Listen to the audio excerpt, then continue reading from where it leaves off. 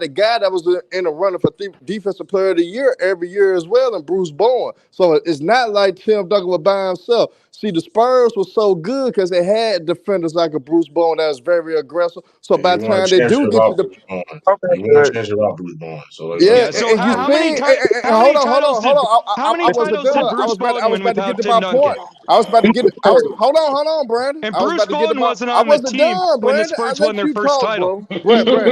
Brandon, I Can let we you set up an talk, official bro. debate right now? Do a debate. Hold on. I was letting Brandon talk. I was trying to get to my point. So I could arguably say soon the Spurs actually lost Bruce Bowen when they went on that streak for a while, getting their ass kicked in the first or second round every damn year. Bruce Bowen actually showed that he was one of the most valuable players on the team. I could arguably say that. Bruce Bowen wasn't even on the team when the Spurs won their first title. I wasn't done. No, you're already done. I wasn't done. But soon the Spurs were able to replace that with the Kawhi Leonard that started competing for titles again. So end of the day, my point is valid that Tim Duncan really wasn't even the most valuable defensive player on this roster. So 2007, Tony Parker was the best player on the team. In 2013, I could say, with 2014, I think Tony Parker was the best player as well, but they gave the MVP to Kawhi Leonard. But I think Tony Parker was still the best player then. So honestly, he wasn't. How was Tony Parker the best player in 07? Like how? Like what is the evidence? Without just saying it. Without saying it. I mean, it was between me and Brandon though. Wait, so Herm, was Tony wait, hold on. Herm, was Tony Parker a top 10 player in the league in 2007? Nigga, you said championship teams. No, answer the fucking question. You don't fucking answer anything. I don't Tony have to Parker answer a top 10 player in the league in 2007? Yes or no? Shut the fuck up shut so I the can get fuck to my up and point, answer the question. You're True not a fucking politician. Answer the Hey, question. you bitch Was ass Tony boy. Parker a You top 10 player quiet in down, 2007? You better No, he quiet wasn't. down He now. was not a top 10 player in Motherfucker, 2007. ain't He about didn't that. average over 25 a game. Motherfucker, He now had you nowhere moving near the defensive now you impact moving the Duncan did. He goalpost. wasn't the You got rebounder Tim dumbass, Duncan was. you To got say trick that ass Tony Trudy Parker King. was You better got than Trudy Tim Duncan King in to try to help you 2007 out because is your a dumb fucking ass don't know what you all-time talking dumbass about. take. And now your bitch ass don't know how to shut up and let somebody else talk, nigga, No, because I let you're you a talk clown. when You you won't even went. answer basic questions because Motherfucker, you know you you're ain't getting supposed to cooked. ask me a question, nigga. You talked, I talk, Oh, nigga. he doesn't. Oh, I'm Shut the not fuck supposed to up. ask questions. Herm wants No, to I change the don't have rules to because he's answer getting questions. cooked. But you can't troll the troll, but True the King Okay, threw it off what because did he's trying to what help did your Tony? ass. Okay, Herm, in I'm not answering 2007, no question because I didn't do you like that. what did So Tony I didn't Parker do you do like better that, than Brandon. Tim I'm Duncan in not gonna do that because I 2007? ain't do you like that. I ain't do you like that though. So What you did gotta Tony give me the Parker same do respect better I than Tim gave you. Duncan in 2007? Brandon, I gave you respect, bro. Let you talk. You gotta give me the same respect, You bro. won't even answer questions, man. You're being I a didn't fucking even bitch. I didn't even ask you a question when your punk ass was making your statements. I let You you can ask talk. me whatever question you want. I'm Motherfucker, not I going ain't to be a bitch supposed who to. refuses to answer questions like you. Dumbass, I I ain't said, supposed what does... Can we set up the official debate real quick so they can No, I've already cooked this motherfucker. You This shit can't is name one crazy. thing Tony Parker did better than Duncan in 2007. Not one. Nah, Hearn, man. Hearn, fix up, man. Fix up, Hearn. You're getting cooked right now, man. Fix up, man. Hey, you a wild Fix nigga, up, man. man. Hey, you a wild nigga. Fix up, man. I mean, there's actually a human being who thinks that Tony Parker was better than Duncan in 2007. He didn't say in the regular season. He said in the finals. Right. I don't give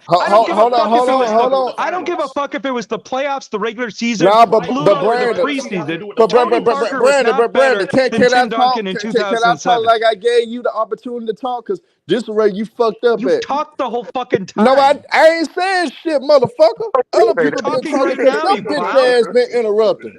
Shut the fuck up sometimes, Herm, man. you interrupt more than anybody. No, I don't. I haven't been Brandon, saying man. nothing. Yo, Brandon, let Hearn get his take off, man. Go on, Hearn. Go on, Hearn. You can go ahead. Stop bullying that nigga, man. Same thing. He ain't bullying me. He's a It's grown just that man. He's not True the getting bullied. King now. True the King really threw it off trying to help the motherfucker throw it out of No, you can't Hearn, answer stop trying to basic delay time, questions. man. Give your answer. Give your answer quickly, Hearn. Hurry up, man. Well, honestly though, Brandon, this is why I'm answering the question like I answered, because you asked me a question first when you said that how many years that Kobe Bryant was the best player in the finals. So that's where I base my answers off what I'm saying now. So in 2007, Tim Duncan wasn't the best player in that NBA finals. It was Tony Parker.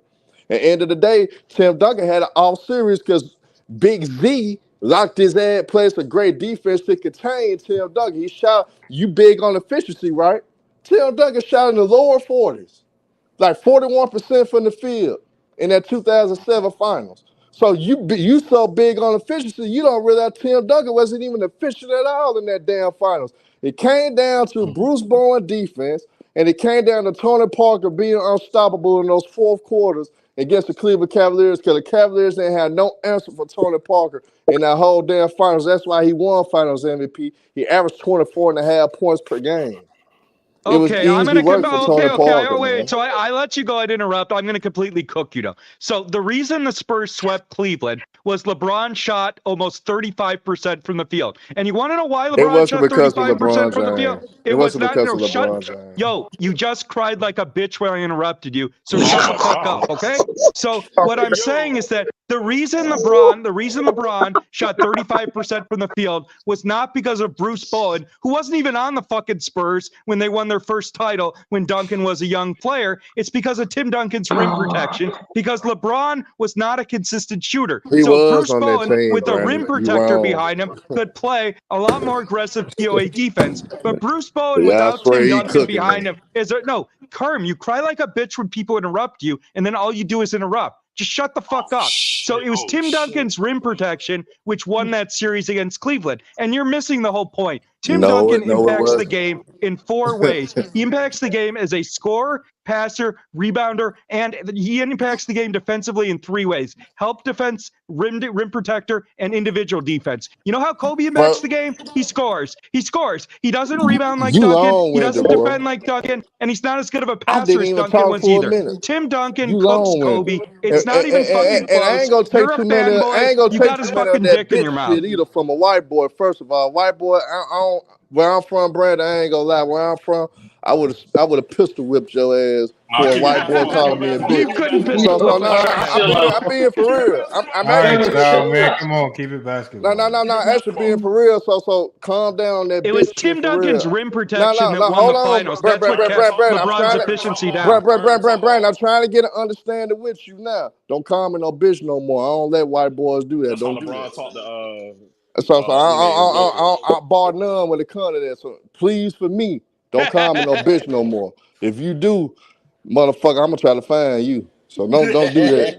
Don't do that. Don't be a bitch, Herb. But Oh my God! Come on, bro. He told you. Come on, bro. Come on, Brand. Better yet, oh my God! put your address in the private chat. I wouldn't let him talk to me like this. Herm, you seem like you want to date me. You want my address now? You got to resolve to this, man. Come on now. You better than this, man. Don't break, bro. No, Man, you better than this. He got you on the ropes. Herb, he got you on the ropes. Talk ball, bro. He actually don't, because he lied, because he said that Bruce Bowen wasn't on the team when they played Cleveland in the finals. Yes, the fuck he was. They were. Yes, they were. No, that's not what I said. Yes, you did say that, Brandon. You may not intend to, but Bruce Bowen without a rim protector like Duncan behind him is not remotely close to the same defender. But with Tim Duncan won titles without Bruce Bowen. Brandon. Bruce Bowen never won anything without Duncan. That nigga full pressing right now. No, he just don't know how to shut the fuck up. That's why Lamar be putting them backstage. You're talking all more the than time. I am. No, I'm not really saying nothing. Every time I get a word, you're talking right now. Yeah, but you got to shut up. You're just whining. You're not making any arguments. But you got to shut up and let me make my argument. When you bring up the fact you're just that, saying garbage. God damn, motherfucker! Every time I'm about to get into it, you talk.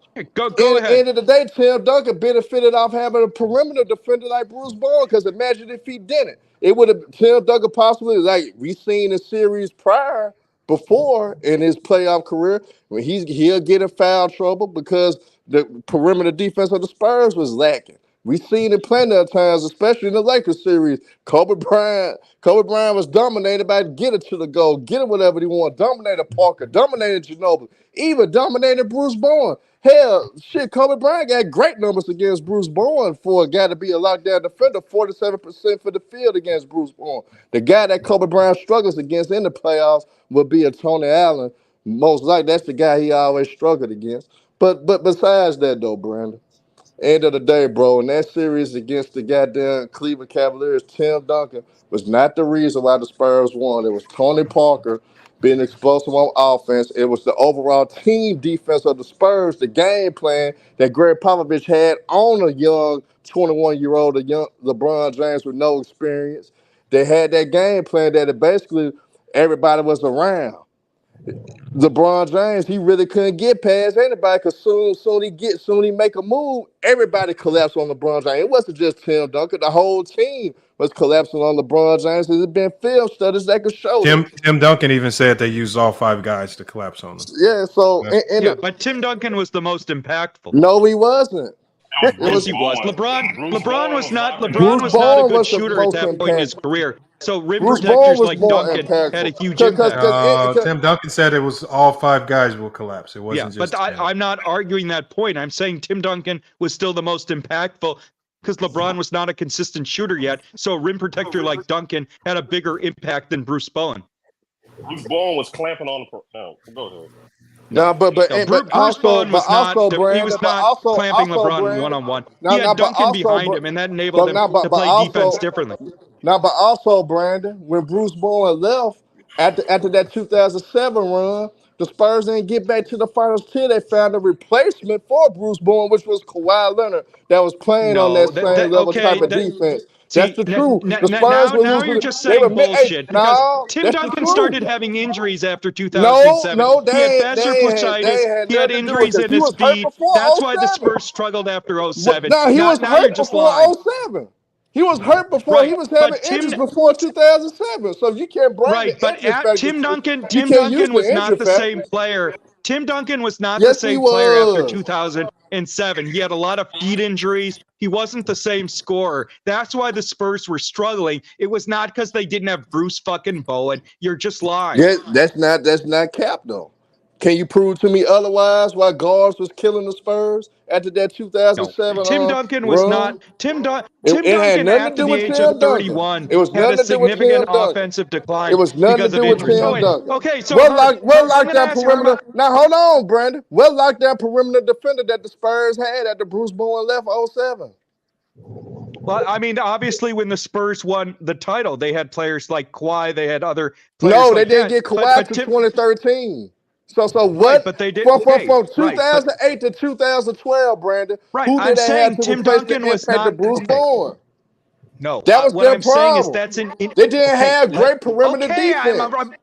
I'm responding to what you said. Stop talking. So what I'm saying is that you are pushing a false narrative. You're confusing correlation with causation. Because what happened is after 2007, Tim Duncan was not the same player because he had many injuries, including most notably fasciitis. His feet were fucked up and he wasn't able to impact the game the same way offensively or defensively. That's why the Spurs were in a decline for the next 4 to 5 years. It was not because they didn't have Bruce Bowen. But my simple question for you, Herm, is can you name 1 year Kobe got out of the first round of the playoffs when he didn't have a Hall of Fame center like Gasol or Shaq? Name 1 year he got out of the first round of the playoffs. Since you like to bring up the Hall of Fame factor with Gasol, he was not a Hall of Famer before he got to Kobe Bryant. So at that time, what made that's Gasol, not true. No, Paul that is Gasol would have true. been a Hall of Fame player in Memphis too. No, he wouldn't. Yes, maybe Gasol was putting up the there's same no handle numbers on that. in Memphis There's he no did handle on with that. the Lakers. He was not going to be a Hall of Famer if he never went to the Lakers. He would not be a Hall of Famer. That's not true. That is Gasol true. was the same player in Memphis he was No, in LA. he wasn't. He didn't No, have the he team wasn't. around him. No, he wasn't. He was not that's the same just wrong. player. Just wrong.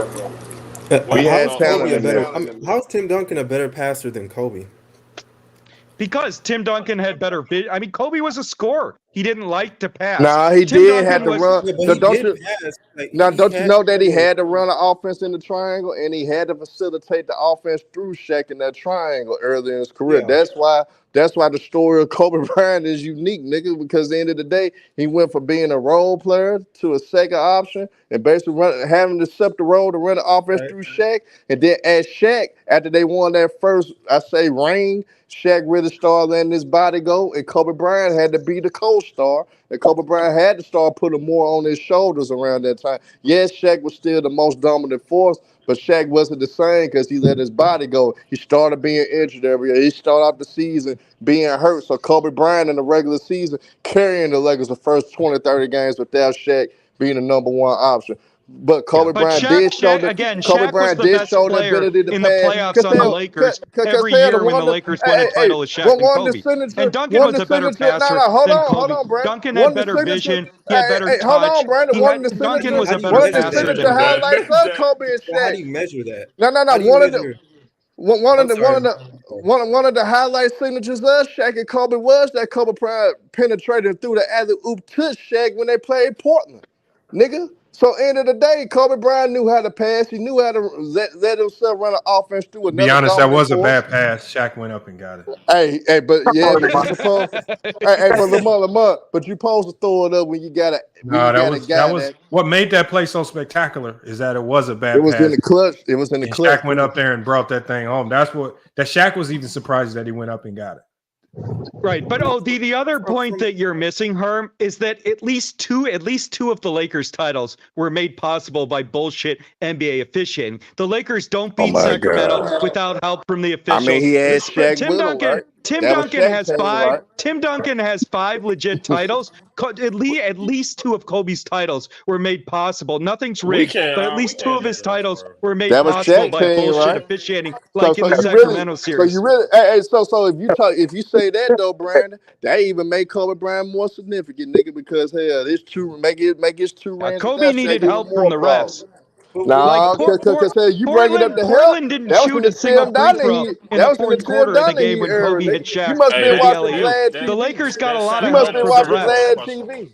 You been watching Vlad TV? Yo, guys, I just want to interrupt for a sec, man. I just want to speak to Herm for a minute. I just want to give him a pep talk. And I can't believe you got Brandon Katz hanging with you, man. And you wanted to debate me today. Yo, man, throw in the towel, bro. Throw in the towel, man. You got this guy. No. First of all, H for the UK, don't get it twisted, nigga, because a motherfucking white boy is ecstatic and erratic and all hyped up and shit doesn't mean he was cooking. Brandon was telling that. Brandon was telling lies throughout his whole spew the whole goddamn time. I was catching them one by one when he told the lie about Tim Duncan had multiple defensive player of the years. When he told the lie how Kobe Bryant game 7. Even though he started out the first 3 quarters terrible, Kobe was not good in the game 7. And Tim Duncan has one of the best defensive ratings in NBA history. I'm talking to H for the UK. Kobe Bryant in that 4th quarter had a very good 4th quarter. It was the reason why they came back from that 15 points down that Brandon kept trying to bring up. And then he brought up the other shit about the goddamn Tim Duncan was the staple of the defense in 2007. It was team oriented. And everybody was collapsing on LeBron James, but he tried to give all the credit to Tim Duncan, and he lied about Tony Parker not being the best player in 2007. Hell, why you think he got the Finals MVP? And Tim Duncan so was you're not even, so you're Herm, you're saying that Tony Parker was better than Tim Duncan in the finals, for most of that playoff run in 2007. In the finals, he was no. You're moving the goalpost. That's not what you said. You said Tony Parker. You said shut up. But you said the finals though. So I'm going Tony off. Parker was better than Tim Duncan in the playoffs but that you year. brought up so the are you finals, now changing? though. Are you now changing your position to just the finals? No, you brought up the finals. That was your position, the finals. No. Herm said that Tony Parker was the best player in the playoffs on the 2007 Spurs. No, I didn't. And now you're backtracking and saying it was just the finals. No, I said the finals in the first place. No, you didn't. You said Parker was the best player in the playoffs. You're lying. See, I mean, this we can literally go back and rewind the stream and show you that you're lying. The shit you say. This is how I know you don't be understanding half the shit you're you say. Blatantly lying. Here's your question that you asked. You said, Herm, how many of those championships that Kobe Bryant was the best player? And that's when I told you too. And then that's when you went on your spiel. And then that's when I was telling you, hell, I could argue Tim Duncan was only the best player for 2 of his championships. So I'll ask you the simple fucking question again. I was about to go there. Was Tim Duncan? I was about to go. I was about to go there, but you cut me off. I was about to go there because you cut me off. Because Manu Ginobili, was Tim Duncan the best player in the playoffs on the 2007 Spurs? Hold on, Brandon. Yes or no? I about to get back to the. Best stream of the year, bro. Hey, he doesn't want to answer the question. But Brandon, why am I answer a question when your whole premise was based off the finals? That's my whole talk is off the finals because you brought up the finals. I said the whole year, including the playoffs. I never talked about the finals. You said the finals, Brandon. Brandon, you said no. the I said the finals. play. I said he was the best player on the team. Tim Duncan was more impactful in the finals when you 17. include defensive impact and rebounding No, too. he didn't. Listen, hold on. This is what he said. He Right? was. Because, hold on. This is how we got here. Like Herm just said, it's because you I- mentioned that Kobe was better. I think we've been talking about Tim Duncan too long, man. That's just That shit. I mean, I get it. We can do a debate on it, but Tim Duncan, man. Lamar, let me ask you: do you think? Duncan was better. I think it can be argued either way. I think when it comes down to Kobe and Duncan, it depends on how you argue it. It could be close. It's a toss up. I think I personally would pick Tim Duncan, but I can see how some people would also have Kobe. Man. So I mean, you got to see it from both sides. I don't think there's no right or wrong answer. I think it's about how you view basketball. Because some of the Herm's point was making for why Kobe was over Duncan.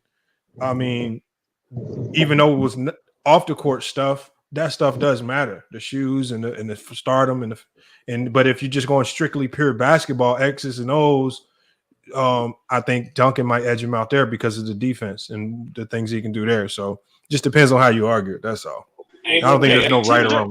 Well, Lamont, what about Tim Duncan in his prime can control a game. Tim Duncan was role was different. Control a game I know we got it, Brandon. We got it, Brandon. What all I'm saying is with Tim Duncan offensively in his prime could go out there and drop 30, 35, 40s if he needed to be that type of player. He didn't though. Lamont. The problem is no, it's not that he didn't because that's not what he was asked to do. Was in. Yeah, his system was his role in that system was to be elite at whatever they needed to win a championship. If they needed him to be the best defender, that's what he was going to be that year. If they needed him to be the best offensive player, that's what he would be. And it changed under Greg Popovich because of players like Manu Ginobili and Tony Parker blossoming under his rim. So that kind of changed his role. As Tony Parker and those guys got better, it kind of changed Tim Duncan's role, but he was still elite like a motherfucker, though. I ain't gonna lie. He was still elite. Tim Duncan was much more efficient than Kobe, too. All right, Brandon, let somebody else talk. Go get some water. Shut up. I'll talk if I want. Tim Duncan was more efficient than Kobe, too. Damn, dude. All right, hold on. H from the UK. What's good, man? Yo, I'm good, man. Just watching Herm get cooked up by Brandon Katz. Are you ready to debate Herm? Are you gonna be free to debate Herm tomorrow? Tomorrow. I'm out. I'm in Morocco currently, man. So boy, I can't even debate tomorrow. I'm on the plane tomorrow. So when was you trying to debate him today? Yeah, today, man. But after Herm just got fried up, man. I don't think he wants me to finish it off. It's all right. Yeah, I don't know if Herm's ready though. He said he was, but I don't want him to go pro bono right off the dome. I don't want. I'll be honest, man. I think just wait. I'll be honest. I'm gonna give you a break. Go back to Ticket TV, like beat a few guys, then come back to me. Because this performance. H from the UK, I'll smoke you, boy. You ain't gonna be able to pull these PowerPoint bullshit that you pull on Sturdy and get personal and shit like you did. And only reason you won that because niggas hate Kobe Bryant. Sturdy actually cooked you. It's just that the people hated Kobe so goddamn much. And you won them over. You won them over with the PowerPoint, so people was happy and enjoy seeing them dumbass PowerPoints you put up there. So I wasn't impressed by that. I wasn't impressed by that bullshit. It's all right. Brandon Cat already beat you. You don't need to take your anger out on me. It's all right. I'm chilling. I mean, he said a lot of shit that wasn't factual. I'm chilling. Yo, man, I just didn't like him calling me a bitch, but outside of that, he wasn't talking about shit. He wasn't talking about shit outside of that. What's your rank? What's your rank again, Herm? Man, I'm number 2 for a reason, man. You need to talk your shit. Talk your shit, Herm. I'm number 2 for a reason. Yo, True the King. Relax, man. Because we're next to you, man. So relax. They said Herman may be the best out here right now. That's what they're saying. Right, I mean, after that performance, man, I didn't see that, man. I seen a journeyman after that performance. You're a bit punch drunk right now, man. I see the journeyman. Man, please. Like real money. But see, don't sleep with Herm. See, this is Herm. No. But see, H for the UK, when you got somebody high off cocaine like Brandon was, that's long-winded, that don't know how to shut up, and you know damn well the history. Hell, Lamont be having to put his ass backstage because he don't know how to shut the fuck up and let other people talk. So of course you think Brandon cooking because he really the only one talking because he over talking motherfuckers. End of the day, he was running his damn mouth and lied about Tim Duncan having defensive player of the year. He's never even won the motherfucker. He lied about Kobe Bryant in that game 7. If he'd have said that in the debate, he would have lost the whole debate. Of course. If he'd have said it in the real debate, he'd have lost the whole debate. But Hearn, I'm not gonna lie, man. Like the rumbling, that used to be you, bro. You used to be Brandon Cutts, and you leveled up. No, I'm still there. I'm still there now. That's Don't get it who his twisted. big homie is. His big homie Ticket do the same shit. I'm still there now. But end of the day, I thought we was having a little debate thing, so I was trying to let the nigga talk. And hell, he didn't want. Soon I get his sentence out. He coming with his bullshit. I'm like, God damn, this motherfucker don't know how to shut up, man. Hey, but Lamont, I'm gonna get it. I know it's kryptonite though, cause he get frustrated every time this motherfucker be on the panel with him. I'm gonna get House on your ass, Brandon. I'm gonna get your big brother House on you. You don't want no smoke with House. Have you had them on the panel at the same time? Have you heard him? Hell yeah, House was cooking his ass. And made Brandon run off the panel on Mookie's screen. That's made his ass run off the panel. Wait, hold on, Lamont. Let me ask you: is it safe to say that Brandon Katz is like the Kawhi to Hearn's LeBron? All jokes aside, Hearn would kill Brandon Katz in the debate. Yeah, in a real debate, I don't see Hearn losing. Like all jokes, like come on, like Hearn, like y'all gotta see. That's your problem now with Brandon too.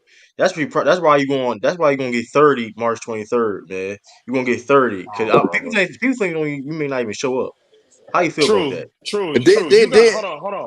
Hold on, Hearn. Let me say this is true, because you got washed by a nigga that came off maternity leave in Young Africa. You got some you really gotta prove yourself. Okay, all that is true. All that is true. But what have you done? What have you done?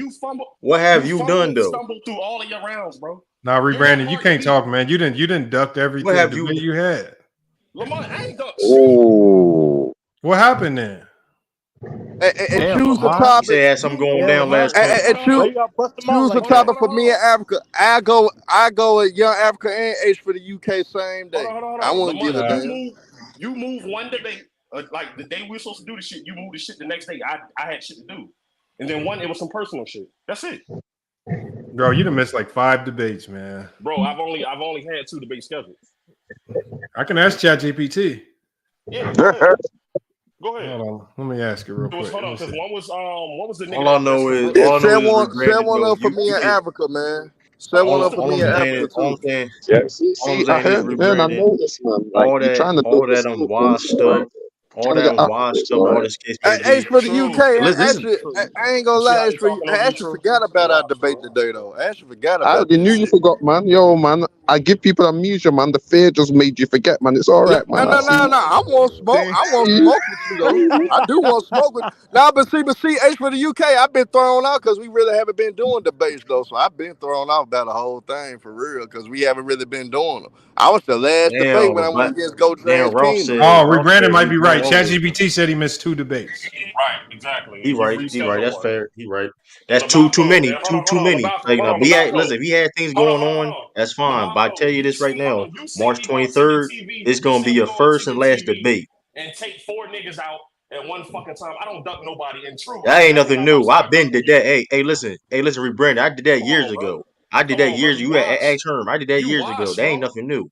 That ain't nothing new. I did it yesterday. Right now, Brandon versus True. Right now, Lamont. Let's do it. Nah, it's already set up. It's set up March 23rd. It's set up March 23rd. Sound like to hear it, True. It's calling him James Harden in the debate.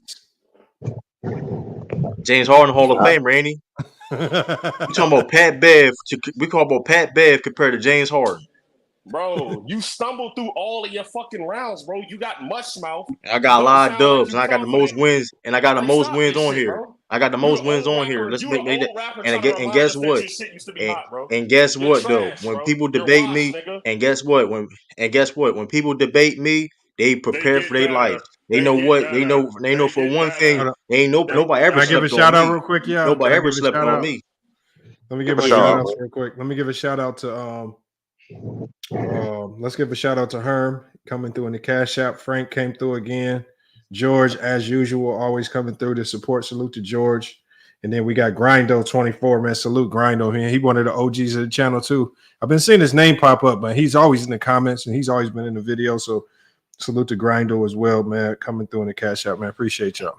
And hold on, and true, we putting 100 up, right? 20% going $100. Money up? 20%. 20% going to back to the channel. That's going down. Hold on, when is y'all debate again? March 23rd. March 23rd. Okay, that's a good day. Hold on. We might not be able to do it March 23rd. What day you got closer? I can do it the 24th. I can do that. On the 23rd, I know for sure I'm gonna have games on the 23rd. We got to play Arizona State. I can do 24. Ain't no. All right, I can do. I just don't want to risk. I did 23. I could probably do it on the 23rd, but I just don't know what time the game. No, let's just do 23rd, the 23rd or the 24th. Because I only reason I said 23rd, it was on a Saturday. So any of those days. Go with the safe. Go with the safest date. Yeah. Anyway, listen. All I know is this though. Brandon. I don't want to. Here's the thing. I don't want to hear no excuses. You got time to prepare. You right. You got time to prepare. You right, bro. You got time. You gonna get 30. You gonna get 30. Listen, this is how I'm going to debate. Listen, this is how I'm going to debate too. This is how I'm going to debate. I'm gonna talk to you like this. Stipulation. I'm about listen. If I lose to you, I'm just gonna retire, bro. Oh, that's a big statement. But here's the thing. Here's the thing. Are you hearing this? But here's the thing, though. I'm not losing to you. You got that, Lamont? So here's the thing. If True lose, he can't come back up. And if I agree with that. I agree with that. That's how I retired debate. I agree with that. Wait, you not confident? You started this shit, remember? It ain't confident. It don't listen. We can listen. So hold on. So if you lose, what happens if you lose? If you're doing that. I will never speak on an FYF panel again, nigga. I will be in the chat like damn. I'll be in the chat. You got that, Lamont? Lamont got that. I can agree to that. I'm confident though. Are you confident enough to say you will never hold on. Here's the thing. Hold on. That means rebranding. That means you putting a lifetime ban up on True's retirement versus True's retirement. Yep. Hey, Lamont, drop the link for Africa, I don't want to do you. Here's the thing. I don't want to do you like that because I'm not losing. No, let's do it, nigga. If you really that confident, let's put a lifetime ban on this shit. I could do it and 100. True, come on, True. True retirement. Are you sure? Are you sure? True. That means you're true. That means that would change your role to lifetime special guest judge because you can't debate no more. I'm confident. I can do it. That's fine with me. That's fine with me. Yo, man. Hey, listen. That's fine. Hey, I'll say this. I'm fine with. Listen, if he really wanted to do this, that's on him. I agree. Because I'm telling you this, I'm not. You got to agree to it for it to be locked in. I agree. Is that Africa in, Lamont? I want my son to come in, man. Repeat after me. I agree to the terms. Repeat after me. I agree to the terms. First of all, hold on. First of all, hold on. Ask 30 how he got that wrench. Yo, I don't care about all that. I don't run from no smoke. I don't run from no smoke. Listen, when it comes to me, hey, listen, when it comes to me, I can't speak for y'all. Hold on. I agree to the term. What you? I agree. Well, I'm on. What's the day? 7:57 p.m. 4:50 on the. I agree to the term. What we talking about? That being said, when I debate, it's a big matchup, man. When I debate, I can't speak for you, H, for NK. When all my debates is major, all my debates move the needle of this league, of the FYF Sports League, man. These are facts. Win, lose, or draw. Cool, man. Okay, man. I don't. I'll take your word for it, man. I'll take your word for it. I agree to the For rebranding, it'll be a permanent ban to the chat, and for True, it'll be a permanent ban to being a special guest judge on every debate. And he can't debate. He's banned from debating. Okay, yeah, banned from debating. Oh shit! It's some high stakes, man. That's cool. Damn, retirement match. Oh, I would never took that bet, man. I would have missed y'all. I ain't gonna lie to you, No, hold on. Hey, listen. Hold on, wait. Because all I've been full hearing I'm trying to field move the about already. culture this is how forward, he man. started this shit. Hey, He moved the This culture is a forward. I He quit started match, all man. this shit, nigga. FYF I quit match, man. This is what it is. March 24th. Yeah, man. I quit, man. Retirement debates. Yeah. Get them ChatGPT pictures ready, man. Get them AI generated pictures ready. Trust me, man. Hold on, I'm gonna tell Oscar. ChatGPT to create a poster for it. Hold on, let me see. Yeah, facts. Man. This a pay-per-view event. Hey, I want respectable judges. Hey, we need respectable judges too. It's $100. We need respectable judges on this. We don't need no fugazi on both sides. For we listen, we need free on that, respectable judges on this. I agree with that. I think everyone If we talking right money, now, lifetime ban, right now. You should actually I honestly would rather Lamont be the special guest if it come down to it. I don't trust that shit. No chat number. Yeah, I hear that. Yeah, that's All right, true. I'll be the special guest judge for that. No chat. I'm cool with no chat vote. I'm cool All right, with no chat vote. cool. No. The No chat chat still gets a vote. vote, No. but a special We guest. can't do that. But a special No. guest, if it comes down to special guest, it has to be Lamont. The chat can still vote. Like I don't want to. No, the chat has to vote. Yeah. I'm cool. I'm cool with that. I'm cool with that. I'm just listen. I'm cool with that. So we agree, right? I agree. Listen, I agree. All right, cool. That's why I fought with you. Come on. I agree. At KH, I don't know who you is. KH TV Media. Listen. We gonna see. We gonna see. I bet you won't do no side bet though. I bet you won't do no side bet, KH. I tell you that.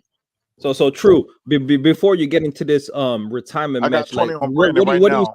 what do you say about people that say you've been on the downward slide? You had your prime a while ago, early in the FYF, but now you're on the slide. Africa, I'm the nigga that said it. And guess what though? And guess what though? And I arguably got the biggest matches in FYF history. Even this one coming up. So I'm on the downslide. I'm on the downslide though, but I'm one of the most relevant dudes in these debates. These are facts. And then, so hey, I still I mean, at the end of Herm the beat day, the most top 10 though. I beat the most top 10. Hold on, Herm. You like listen, Herm. Listen, we understand who you is, Herm. We understand that. Well, I'm just saying this though. I'm just saying this though. At the end of the day, though, when it comes to I'm washed up. Well, there's people that ain't even lose. I'm more relevant than. So let's not talk about that. I'm more talking about shout out to Dev. Shout out to Dev. Shout out to big other people that's coming up. I'm getting more talked about. So I'm still the draw at the end of the day. Hold on, true. You posted in the hold on, make sure y'all join the Discord too, because True be Yo, Africa, I got challenge a flags. topic Hey, if you want it. You posting his glory. Hey, no challenge flags either. Though. Hold on, y'all. No challenge flags. I'm cool with that. No challenge flags either. No challenge flag. Old school shit. No challenge flag. Whatever make you I got a question to ask you, Young Africa. Who you think is the better scorer? Who you think is the better scorer, LeBron James or Michael Jordan? I would say Michael Jordan.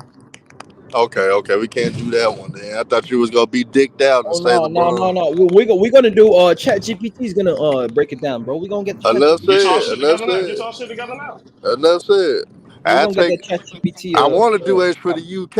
I freestyle it though. I don't want to do it. After I get done with Herm, I know his scales will be fucked up. I don't know why H for the UK scales will be the way it is, but no. H actually no ball, man. I gotta respect him. You know, my brother. Yeah, But let me say this: H, why are you coming out of retirement? Sturdy, right? though. You was at the top of the game. You took out Sturdy. You got to the top of the mountain. Then you did an MJ and just retired at the top of the game. Why are you coming back for Herm though? How Herm the ones that made you come out of retirement though? How that work? That's a good. Yo, Africa, let me just tell you something real quick. Try testing my temperature. You got cooked real quick. Know your place before you talk to me, bro. What? I want that nigga talk to me like This some London thing. What you mean, fam? Got burnt trying to test the temperature. This some London thing. What that mean though? What? Come on, man. Test the temperature means you try throwing question at nigga. You know what that means. I ain't gonna lie. I just hated on H for the UK, but the PowerPoint slides, man, that shit will fuck you up, man. What that mean? I shouldn't even be asking you questions, H. I hated on them though, but I ain't gonna lie, that shit hard. Hey man, hey, H, you next, bro. After I pack up Herm, you next. I'm just letting you know. Don't go ducking. His scales will be crazy though. You gotta ask his scales will kind of be crazy. I ain't gonna lie. The schedule. Africa, listen to this, bro. I'm in Morocco right now. I ain't too far we can from meet up. get cooked real quick. What is this now, man? Like, hey man, what is this here, man? hey man, This is insane, bro. Krabby to Dick. You need to What they retire. sell This like is Krabby insane. Dick, man. What? I ain't never been to that establishment in my life. Never Nah. been. It's all That shit Photoshop. Photoshop like shit. I've never been to that establishment. That's Marketplace, never been there in my life, man. That's Nah, crazy. Krabby Dicks. Delaware. They say you're from Delaware though. True, That's you're not from crazy. Delaware. No. All jokes aside, anyway, Africa. Nah, I've just been on the sideline, man, and I seen man debating, and I thought, you know what, I need to jump back in the game. And I seen Hearn going up the ranks. He was talking a bit too much. I thought, you know what, let me just put people in check, give man a bit of a G check, and then do my thing with it, man. That's what I thought. But I already knew Hearn was gonna duck. That's Lamont. I already said swerve. I even put many times. You swerved last time, don't swerve again. My man swerved again, man. I already know he was gonna do this. Don't worry, man. I already knew. But for real though, for that debate today, I sure forgot about that motherfucker. I ain't gonna lie. Hearn, be honest, man. You weren't ready, man. You weren't prepared. Just be honest. Now, as for the UK, you talking that shit, I freestyle to beat you right now. Do it. Just go on mute. Everybody go on mute. Everybody go on mute. No, we're not doing it right now. You a swerve But king, Lamont ain't gonna let me do that. But man, I was willing to. You ain't no road man. I need that from Africa. I'm going to have that I'm gonna tell rematch. you who I would have chose. I'm going to have that rematch too soon. H for the UK, just on top of my dome, the team I would have chosen in the 2000s that people sleep on, I would have chosen Orlando Magic, and I would have found a way to improve their team to make them a championship I'll be honest with you. Real quick, man. Real quick. I would What you gonna choose the Phoenix Suns? That's popular. Gonna pick you up, Herman, in the sprinter. I don't want to choose you gotta popular get packed shit. up, get put in the sprinter. So that's the difference between me and you, H for the UK. I don't like to take the easy route out. Yo, Give me something that's challenging. Oh, really?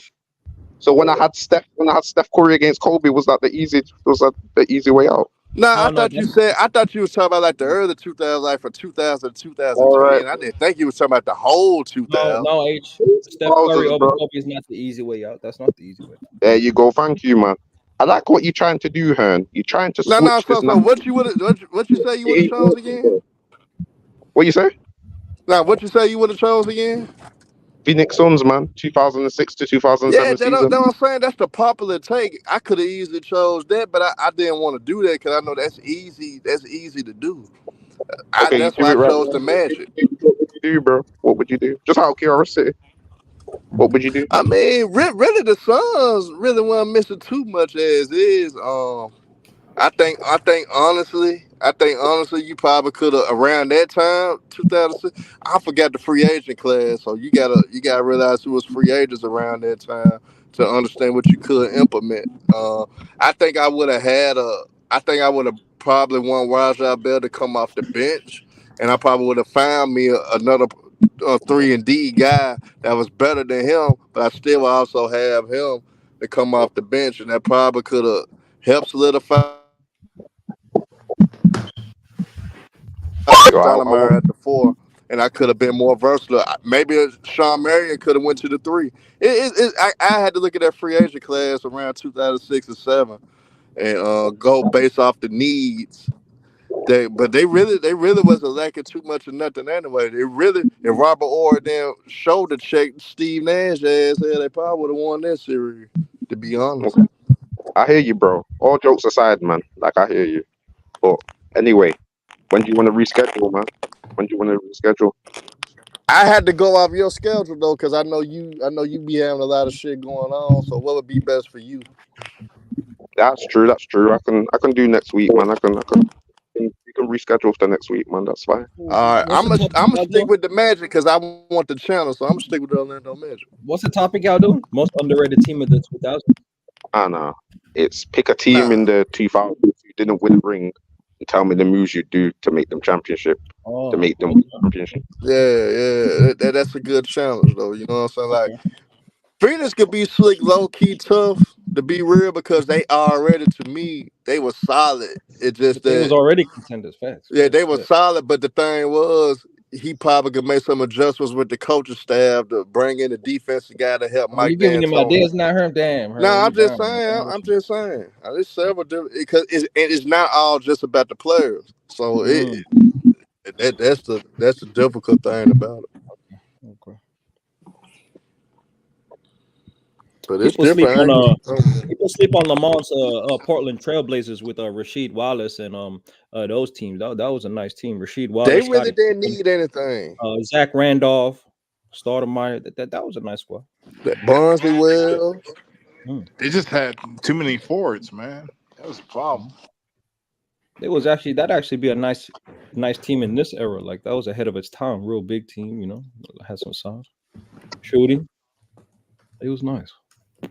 Man, Scottie Pippen, only reason Portland lost because Scottie let Glenn Rice cook his ass.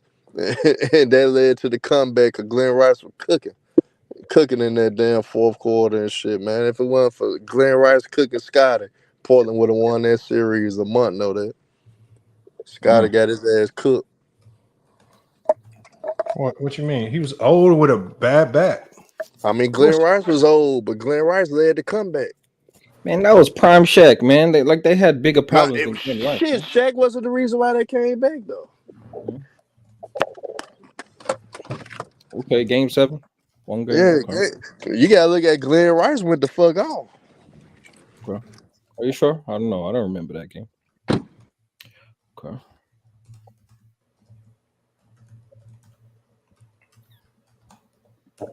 What's this Brandon? This Brandon dude, man. In the comments, talk about, man. See, no, Bradley. I don't really see how Tim Duncan was a better passer than Kobe Bryant, though. Yeah, who said that dumb shit, man? That's ridiculous. Oh, Brandon. I think Brandon Cat said that shit. Come on, man. I mean, what metric? I mean, can you? I know you can't. He just said it. He just. No, Brandon just talks in these absolutes where it's. I mean, I think it's a little bit more nuanced than that. I think they both had strengths. Pound point together. That's funny. Listen, man.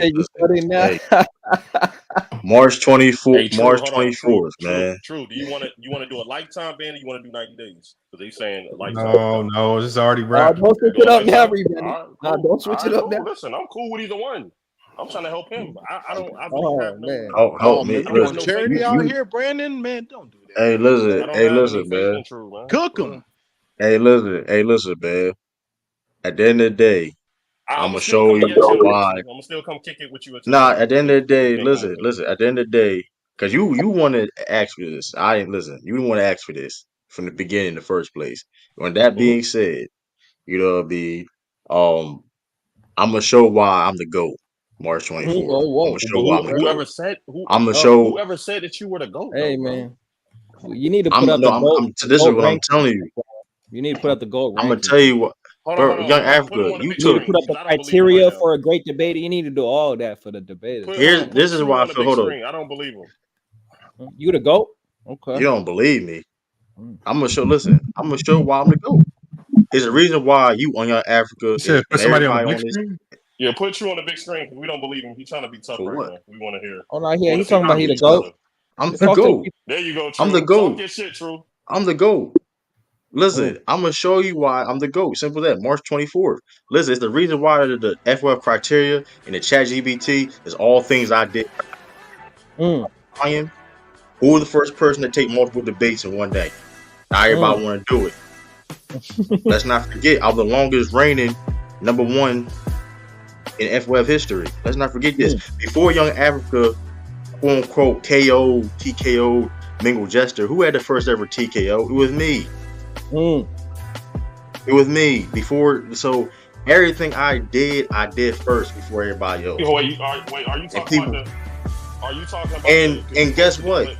Were you talking about the first one you did with the African nigga? Yeah. Which I won, Brad. Which I want to cash that prize too. By the way, thank you. Hey, appreciate Lamont. Which I won.